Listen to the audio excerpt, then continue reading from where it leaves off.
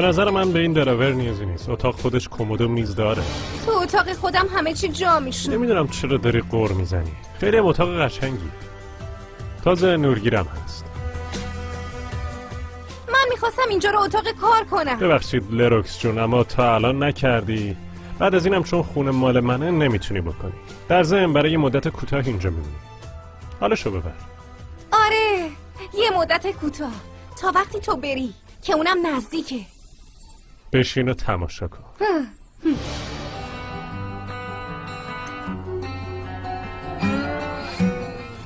اومده بودم دمی رو ببینم. اسم اون زن پایینیه چی بود؟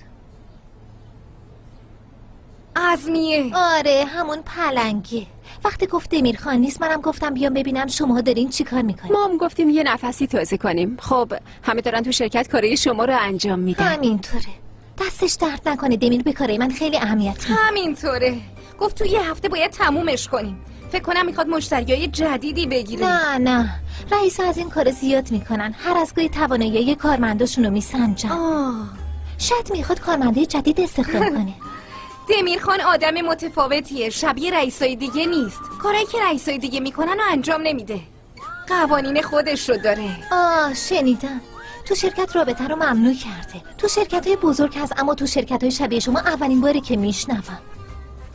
خیلی بیرحمانه شده مگه نه؟ نگین که این قانون رو کسی تاثیر نداشته. این همه دختر مجرد اینجاست. خیلی قانون بدیه. آیدا تو هم مجرد بودی مگه نه؟ بله مجردم. تو هم مجرد بودی لروکس مگه نه؟ همینطوره آلارا خانوم. تو متأهلی مروه؟ نه این حلقه نیست. من اینو به این یکی میندازم اما الان تو این انگشتمه. خیلی برای شما ناراحتم. یعنی در حالی که این همه مرد خوشتیپ تو شرکت هست، مثلا بوراک خان، دمیر خان، واقعا خیلی خوششانسم که تو این شرکت کار نمی‌کنم. ما هم همینطور. بگذاریم من دیگه برم. اینجا خیلی گرمه. خسته نباشی. من تو اتاقش منتظرش میمونم. میبینمتون. به سلامت. این زن که الان به من تیکه انداخت نکنه جریان منو برا رو میدونه؟ نه عزیزم، اونا رو به تو نمیگفت. پس به کی میگفت؟ من الان میام.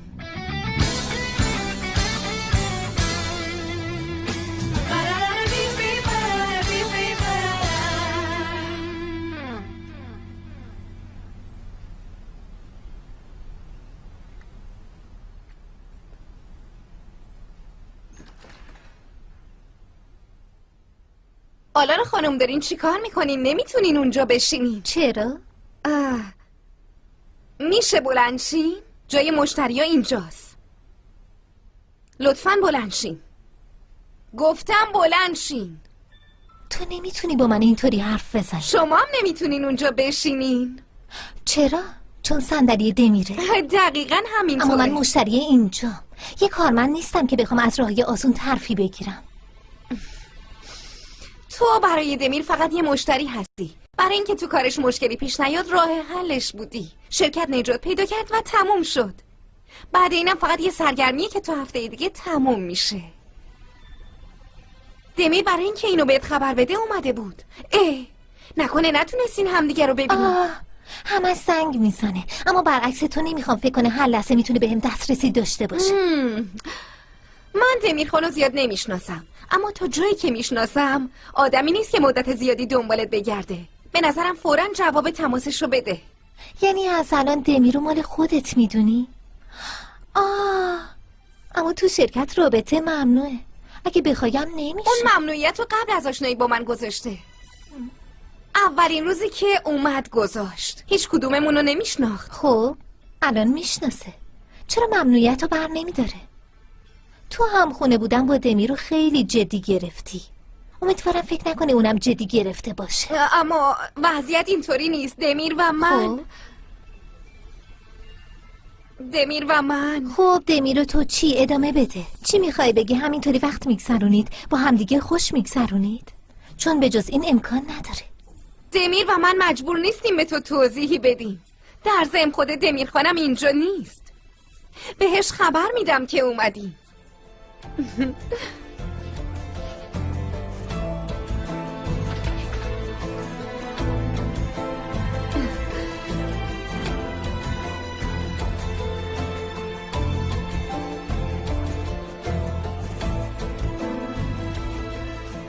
میبینمت. روز بخیر.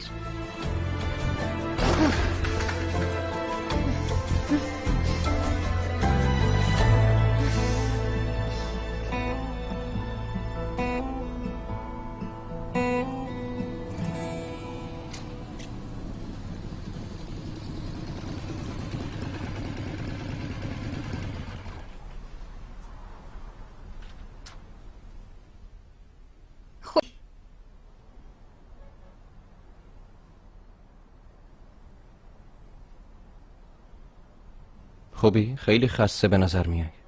یعنی خیلی بدم؟ همچین چیزی ممکن نیست، اما بازم دلم میخواست انقدر خسته نشی. امروز اولین روز کاری لیلا و فیروزه خانم بود.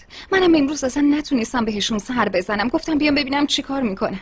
ببخشید تو اینجا کشوندم. اصلا مهم نیست دایدا، تو خیلی خسته ای. گفتم با این خستگی نمیتونی خونه بری و استراحت کنی. اومدم تا کمکت کنم. ممنونم. تو هنوز نرفتی؟ فیروزه خانم گفته بود 2 نفر قراره بیان. حالا که شما اومدی میتونم برم؟ البته. خسته نباشی. شب بخیر. شبتون بخیر. شب بخیر.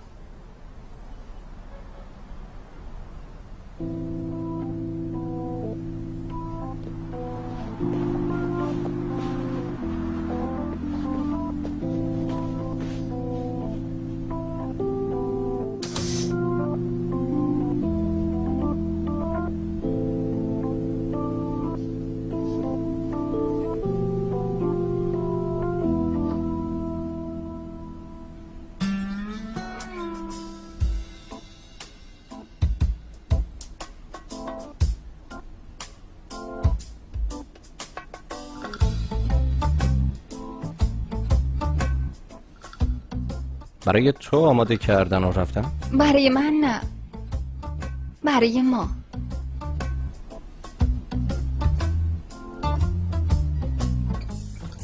نوش جان. فیروزه و لیلا. الو احسان، بچه ها رسیدن؟ وای خیلی عالیه. تو بالای سرشون وای نستی یا برو بیرون، بذار تنها بمونن. یادش نره شمع رو روشن کنه. رفته الان بیرون سر میز نشستن. وای دست درد نکنه، فردا میبینمت. همه چی حل. لروکس و دمیر یه شب رمانتیک با شمع و غذا میگذرونن. فیروزه انگار این کار داره میگیره. من که بهت گفتم اونا رو با تیر اروس میزنم. تیر رو پرتاب کردم. عشق داره شروع میشه. عشق.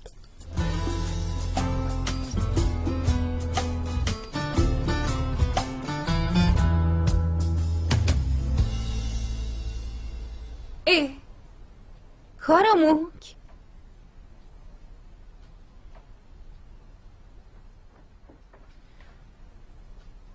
خوش اومدی. اومدم، اما انگار خیلی خوش نیومدم. واقعیتش انتظار اینو نداشتم. قبلش یه خبر میدادی. چرا؟ چون من خیلی خستم. یعنی یکم انصاف داشته باش. میدونی من امروز از خستگی هلاک شدم. یعنی باشه قبول، به بچه ها غذا دادی، اما بازم این لروکس میشه بگی دقیقاً به خاطر چی عصبانی هستی؟ به خاطر این دیگه. مگه مجبور بودی؟ تا اینجا اومدم. خب اگه میدونستم امروز برنامه‌ای داری مستقیم میرفتم خونه آیدا. باید این همه راهو لروکس یه برگردم. نفس بگیر. میگی خسته اما کاملا فول انرژی هستی مثل همیشه. گفتم میام خونه یه دوش میگیرم خستگیم در میره، اما کو. بیا کیفتو بده. بده. بیا بیا.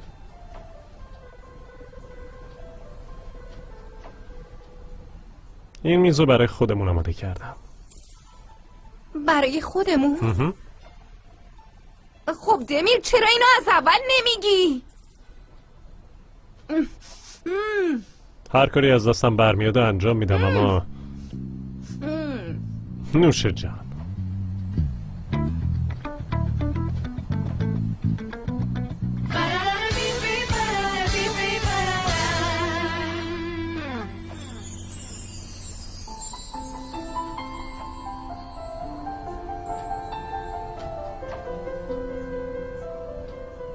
چرا امشب پیش من نمیمونی؟ به باباتینا میتونستی بگی خونه آیدا میمونم. دیشب چون تولد لروکس بود دیر رفتم خونه. میدونی که وقتی پشت سر هم میشه بابام ناراحت میشه.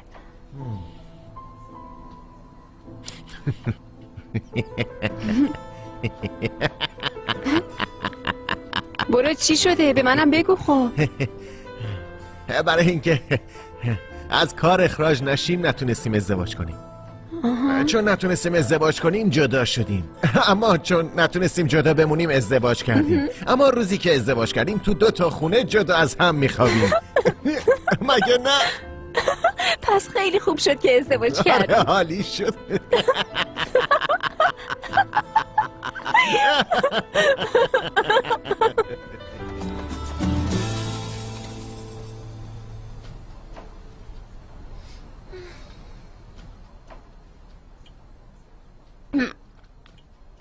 دمیر تو وقتی بچه بودی شیطون بودی؟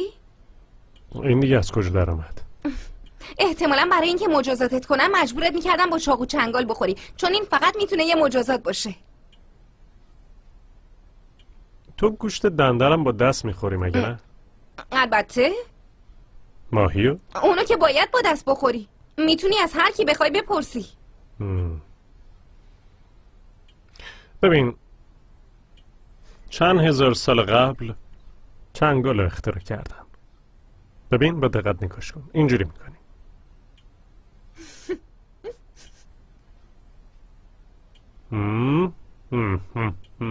عالی میشه. تر و تمیز. بهت پیشنهاد میکنم. دمیر دست درد نکنه، خیلی خوشمزه شده. نوش جونت. اما کاشونو اونجوری نمیخوردی. همه جا تو روغنی کرد. ای بابا عجب آدم پاستوریزه ای هستی یا.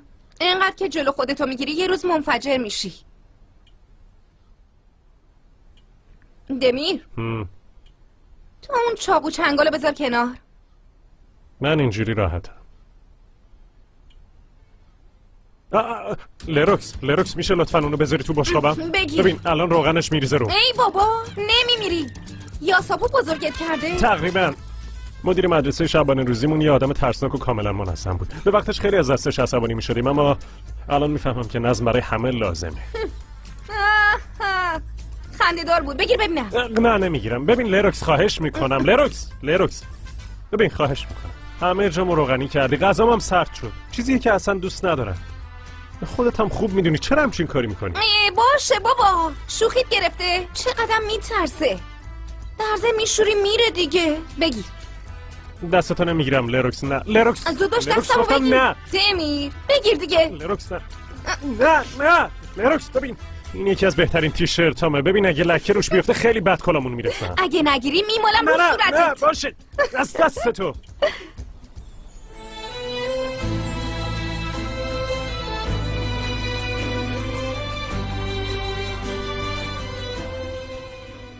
ببین دیدی؟ نمردی.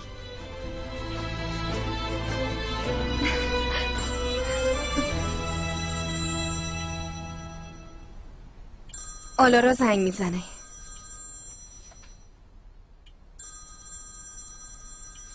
از دست تو لروکس.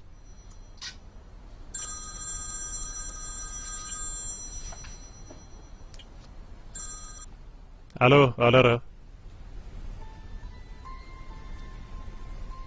ای بابا اصلا به من چه؟ اصلا جفتشون با چاقو و چنگال همدیگه رو بخورن. انگار خیلی هم واسه من مهمه.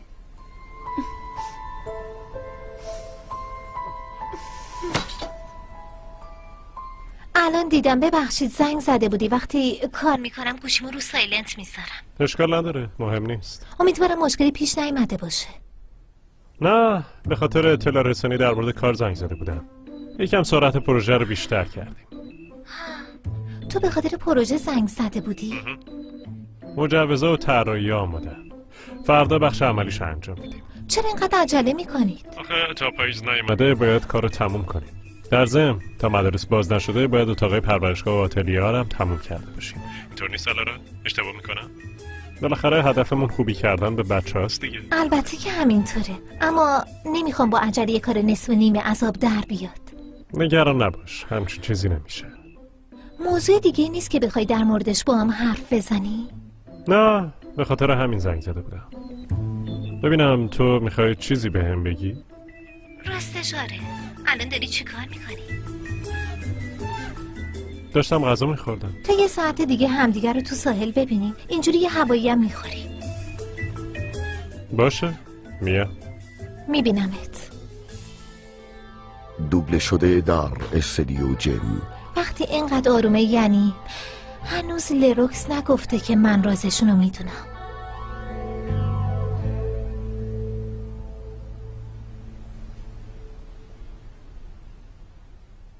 همه چی رو حل کردم. میتونیم به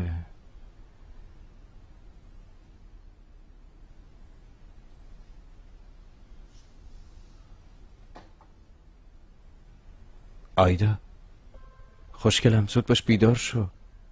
الان خوابی اما صبح خیلی از دستم عصبانی میشی.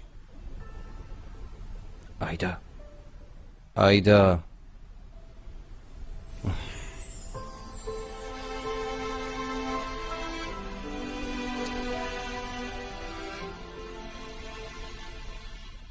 شب بخیر. یه تاکسی برای هپی پای بفرستین. بله ممنونم.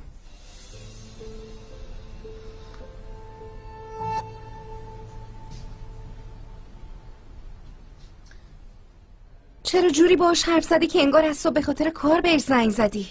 چون که انتظار یه توضیحی درباره زندگی شخصیم داشت. اما اگه اون توضیح رو میدادم، خب اگه توضیح بدی چی میشه؟ دل و جرأت پیدا میکنه. فهمیدم. به من مربوط نمیشه چی میخوای بگی و چی کار میکنی. اما چون تو گفتی کارمندا موضوع خونمونو ندونن نگران شدم. در ضمن بعد از اینکه تو رفتی آلارا اومد شرکت، با کنایه حرف زد.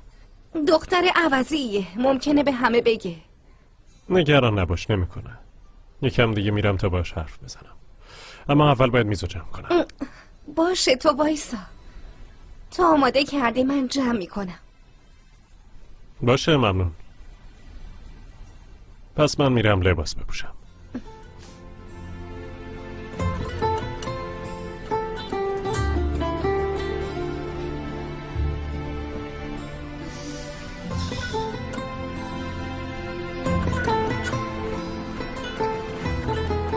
Solda uygun bir yerde deneriz.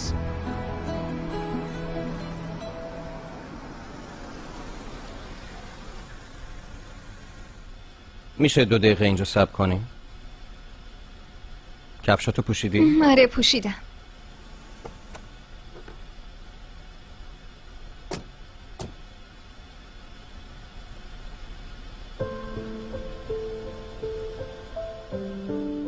شب بخیر. شب بخیر.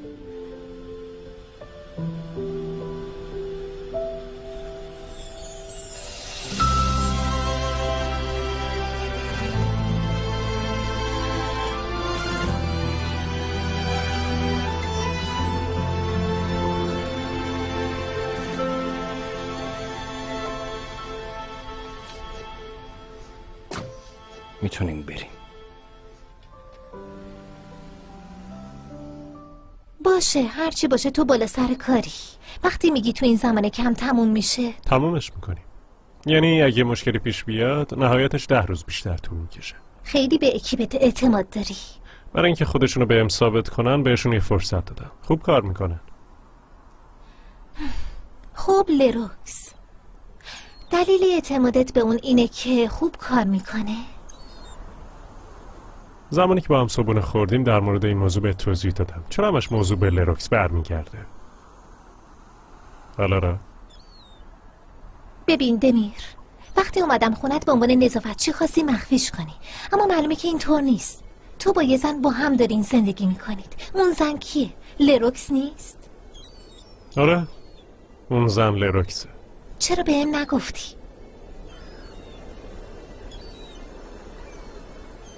چون که با اون با هم زندگی نمی کنیم.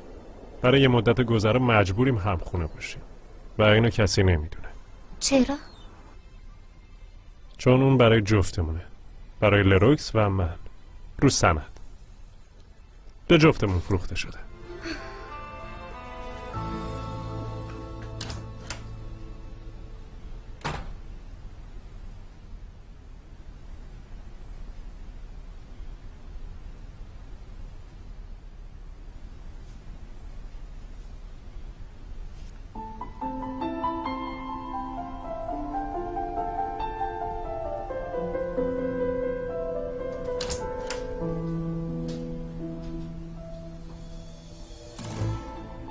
تا وقتی که این وضعیت رو حل کنیم یا اینکه یکیمون راضی به رفتن بشه مجبوریم همخونه باشیم.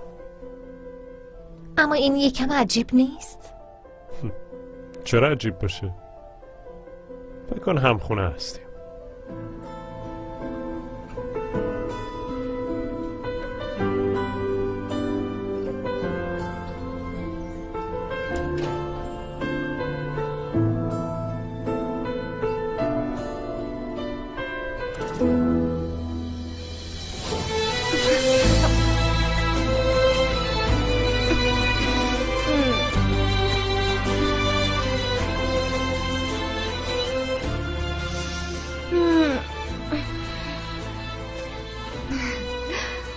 پیتر پن، تو اومدی؟ دیر اومدی. انقدر منتظرت بودم بزرگ شدم. اما اشکال نداره، اومدی دیگه. زود باش پرواز کنیم بریم یه جای دور.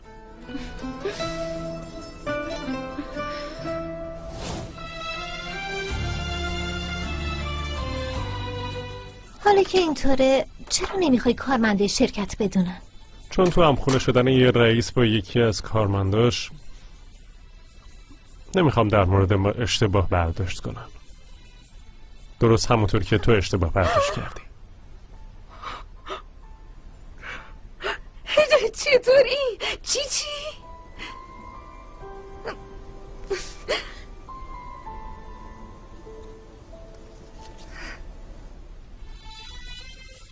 تولدت مبارک دمیر.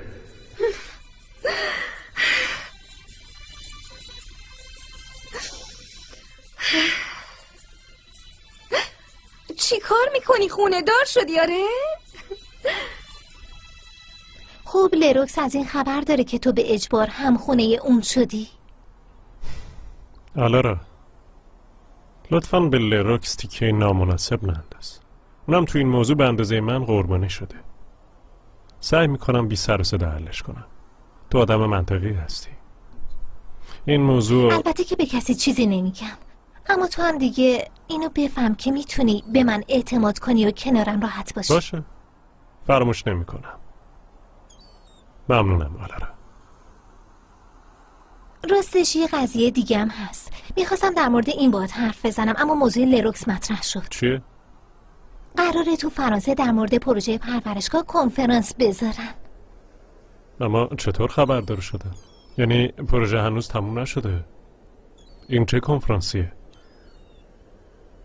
ببین چی میگم، الان دیر وقته، ذهنمونم خیلی مشغوله. اگه موافق باشی فردا در مورد این موضوع حرف بزنیم. نظرت چیه؟ باشه، تماشین همراهیت میکنم. باشه.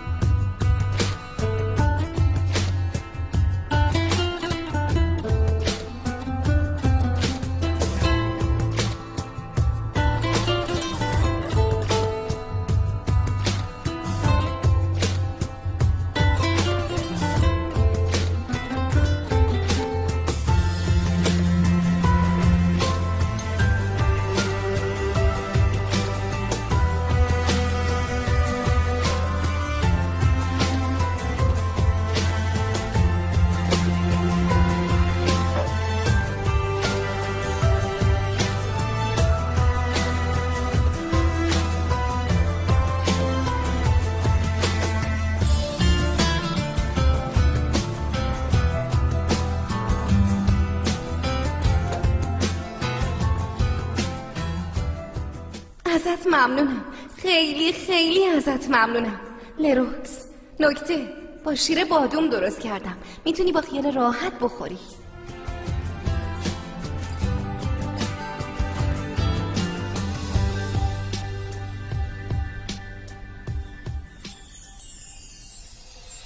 تولدت مبارک دمیر.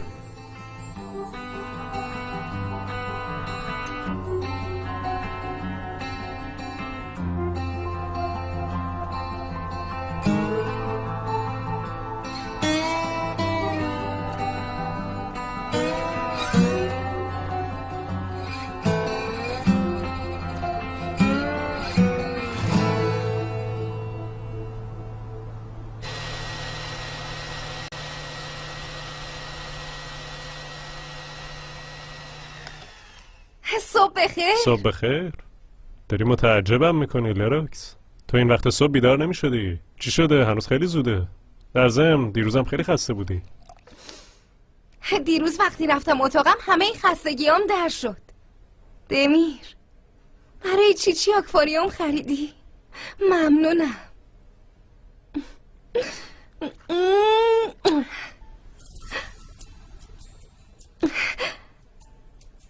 خیلی خیلی ازت ممنونم.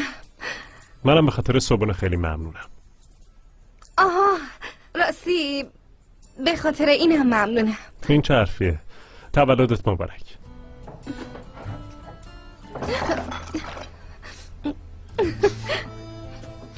ببخشید.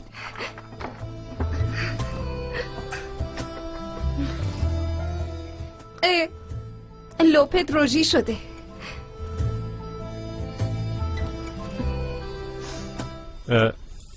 تو اینترنت برای مراقبت‌های آکواریوم یه سری ویدیوهای آموزشی هست. اونا رو حتما نگاه کن. آره نگاه کردم. تولد من بود اما به نفع چی شد. آره خب ماهی بیچاره رو توی تنگ کوچیک حبس کرده بودی. هر وقت میدیدم دلم میگرفت. اصلا هیچ وقت حیوان خونگی رو درک نکردم. جای حیوونا خونه نیست. نباید از طبیعت جداشون کنیم. میخواستی چی کار کنم دمیر؟ چی رو مینداختم تو تنگی؟ نه لروکس، آب دریا شوره. ماهی تو آب شیرین زندگی میکنه. آها، پس مینداختمش تو مردا. این میشه. حتی شاید بتونه برای خودش دوست پیدا کنه. حیوان بیچاره داره زندگیشو تنهایی سپری میکنه. نخواستم یه ماهی دیگه رو از محل زندگیش جدا کنم. در ضمن نمیدونستم با هم کنار میان یا نه. اگه هر دوشون گیر میدادن این تنگ مال منه، تو باید از اینجا بری، چی؟ من باز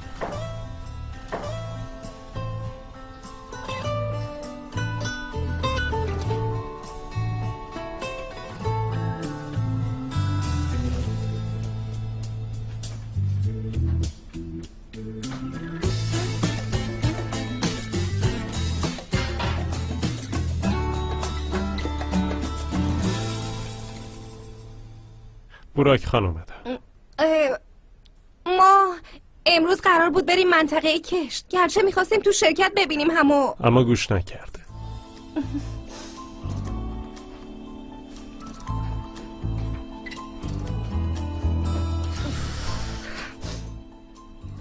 سلام. برای اینکه تا شرکت خسته نشی اومدم دنبالت، خوشگلم. باشه، ممنون براک. خب دیگه بریم. باشه بریم دیگه. خوشگلم.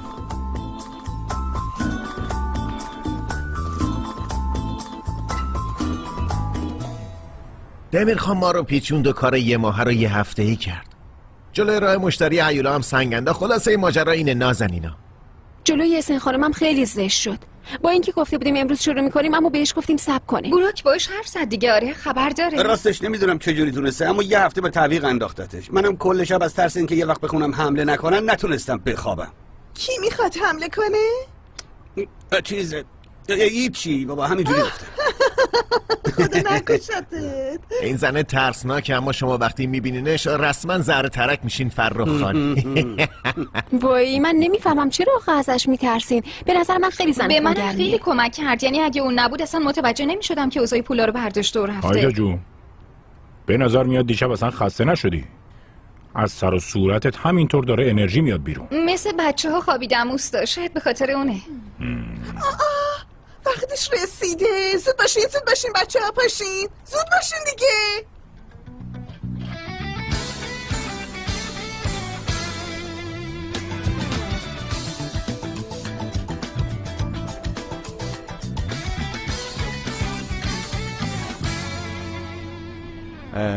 اول میرفتیم شرکت دیگه. نه نیازی نیست، میتونیم مستقیم بریم اونجا. دیروز میگفتی که یه چیزایی هست که باید بررسیشون کنیم. دیگه نیازی نیست، بعداً میبینم. ببین اگه میترسی که مثل دفعه قبل بشه نگران نباش، چون فکر کنم اون روز تو ماشین یه حمله عصبی بهم دست داد، اما الان خوبم، یعنی دیگه هیچ اتفاقی نمیافته. لطفا نگران نباش. چرا اونطوری شد براک؟ اون روز سعی داشتی چی بهم بگی؟ آرتمی مثلا برای بابا مهم نیست ورشکست بشه یا نشه، اصلا براش اهمیتی نداره. کسی که اهمیت میداد من بودم، کسی که تا پای مرگ برای آرتمی مبارزه کرد من بودم. اما بابا مصممه که توی هر جنگی که من به خاطرش مبارزه میکنم منو شکست بده. با همچین بابایی غیر از حمله عصبی چی کار میشه کرد؟ همش به خاطر بابات بوده؟ چون نتونستین با هم کنار بیان؟ اونو با بابات مقایسه نکن. ناسازگاری‌های بین پدر و پسرها خیلی داغونه.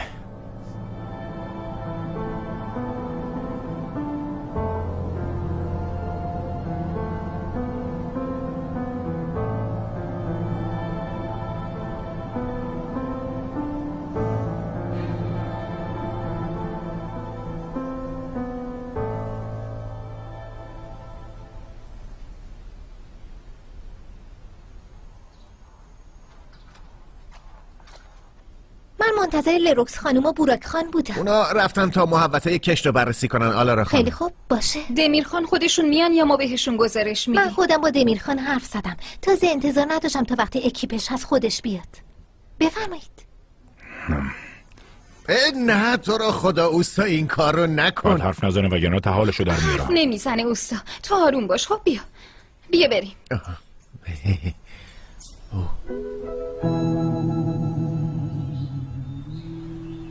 باید راهی پیدا کنیم بدون قطع درخت‌ها پیشتازه‌هامون رو قرار بدیم. ببینم پیشنهادی داری؟ دوبله شده در استودیو جیم. خونه‌های درختی؟ خیلی ریسک داره، ممکنه بچه ازش بیفتن و زخمی بشن. خب میتونیم نرده‌های بلند بذاریم، پله‌های محکم و زیرشون هم تورای محافظ بذاریم. فکرشو بکن، بچه‌ها عاشقش میشن. من که خودم عاشقش شدم. خونه‌های درختی فکر خیلی خوبیه. دمی؟ خب گفتی نگو. واقعا باور نمی کنم. خب آدم میره شیرینی فروشی میخره دیگه. چطور مگه؟ چون دلم نمیخواد چیزایی استفاده بشه که چند سال بعد قدیمی بشه. آلارا خانم شما چند سالتونه؟ اوستا متوجه نشدم. نه بقیه آدما و نه قوانینی در کاره. دنیا فقط همینجاست و فقط ما دوتا اینجاییم. برای منم یه بهونه شد که از گلخونه بزنم بیرون. خب دختر ییلاقی، تعریف کن ببینم قراره اینجا چیکار کنی؟ از کجا میدونی توی ییلاق بزرگ شده؟ به جای اینکه کنار مشتری باشه اطراف من و لروکس هی میپلکه. بروک تو برای چی اینقدر به اونجا اومدن دمیر گیر دادی ها؟ اما با این دختره خوب رفتار کن، خیلی خوب رفتار کن. برای نزدیک کردن لروکس و دمیر مخصوصا تلاش میکنی؟ آره بوراک، تازه میگفتی تو شرکت ممنوعیت رابطه است. الان خیلی نرماله که پا شده رفته اونجا. دمیر من به دروغ گفتم.